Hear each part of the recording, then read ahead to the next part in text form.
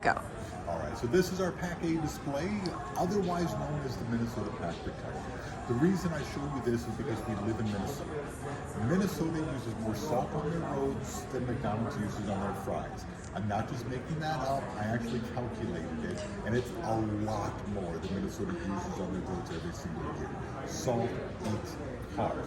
This is a way to help you protect your car so down the road, when you go to trade it in or selling it to somebody else, the condition is going to be a whole lot better. You'll get a whole lot more money for it. Make sense? Yes. First up is the rust proofing. So what we'll do is underneath the car, down below it and inside of the wheel wells, we're going to spray this heavy duty material. This does three things. First of all, it prevents rust. Second, it's going to reduce the risk of rock chips coming up and hitting the car from underneath and getting through to where the bare metal is, and therefore continuing to damage the car and add more rust. And third, because it's a thicker material, it does a lot to deaden the road noise, so it makes the car a little bit quieter. Along with that, this is going to go inside of the doors of the car. I'm going to show you over on this vehicle itself. The reason I say this is because in Minnesota, when you drive during the winter time, you see a huge amount of salt on the side of the car from the roads.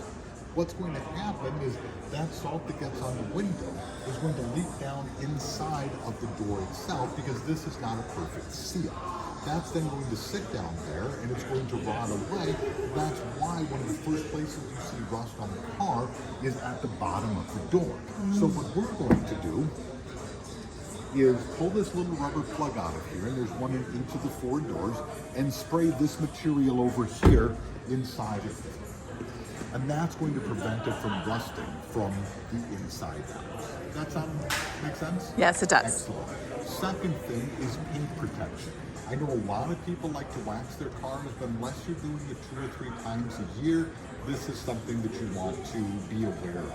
If you rub your finger along here and then rub your finger along here, you can feel how much smoother this side is. The reason it's that much smoother is because we're adding a second layer that makes it a smoother, more even surface. It's going to look a lot nicer, but it's also going to reduce damage from, well, ultraviolet light and acid rain, and those are certainly important, but in Minnesota, from salt, from bird dropping, from tree sap dripping down here. And then the third thing that I recommend is interior protection. Even if you don't have children or pets, and even if you're not a complete slob, you can still spill things on the seat, and those stains are kind of unsightly. So this is going to add a protection to the fabric, to the leather, what have you, that prevents water or oil or grease from soaking in. I'm going to show you this if I have one.